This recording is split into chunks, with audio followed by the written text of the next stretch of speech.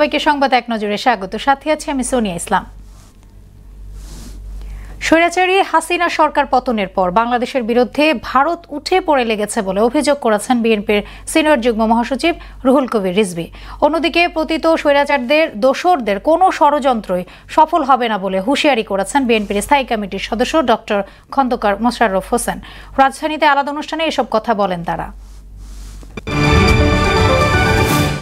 সার্বভৌমত্বের প্রশ্নে জামায়াত ইসলামী কখনো আপোষ করেনি, আগামী দিনেও করবে না বলে জানিয়েছেন দলের আমির ডক্টর শফিকুর রহমান। এ সময় বাংলাদেশে অশান্তি ও বিভেদ সৃষ্টির জন্য ভারতীয় গণমাধ্যমগুলোকে দায়ী করেন তিনি। কুমিল্লায় মহানগর জামায়াতের কর্মী সম্মেলনে তিনি এসব কথা বলেন।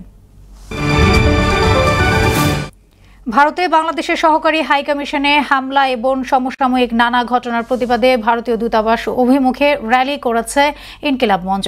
বিকেলে গুলশানে র্যালিটি পুলিশি বাধার মুখে পরে বক্তারা বলেন, বাবরি মসজিদের মতো যদি আজমিরি শরীফও দখল করা হয় তাহলে ভারতের পরিণতি খারাপ হবে।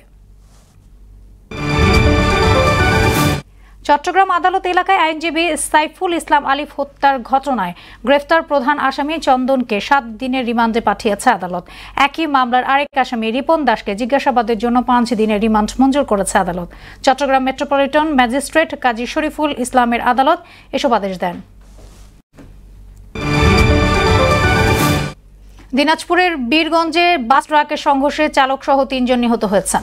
আহত কমপক্ষে 20 জন। সকালে একটি যাত্রীবাহী নৈশ কোচ ঢাকা থেকে পঞ্চগড় যাওয়ার পথে বীরগঞ্জ উপজেলার যদুমোড় এলাকায় এই দুর্ঘটনা ঘটে। নিহতরা হলেন বাস চালক আব্দুল করিম, ট্রাক চালক আনোয়ার হোসেন এবং যাত্রী হাসিনা বেগম। আহতদের মধ্যে 3 জনের অবস্থা আশঙ্কাজনক। জাতির উদ্দেশ্যে দেয়া ভাষণে কয়েকদিনের মধ্যেই নতুন প্রধানমন্ত্রী নিয়োগ দেওয়ার প্রতিশ্রুতি দিয়েছেন ফ্রান্সের প্রেসিডেন্ট ইমানুয়েল ম্যাক্রো। অন্যদিকে দক্ষিণ কোরিয়ার প্রেসিডেন্ট ইয়ন সুক ইয়োলকে প্রত্যাহার না করলে দেশে বড় সংকট পড়বে বলে হুঁশিয়ারি দিয়েছেন ক্ষমতাসীন দল পিপি প্রধান হান ডং হুন। এ ছিল সংবাদ এক নজরে। সবশেষ খবর সবার আগে জানতে মোহনের সাথেই থাকুন। এতক্ষণ সঙ্গে থাকার জন্য ধন্যবাদ সবাইকে।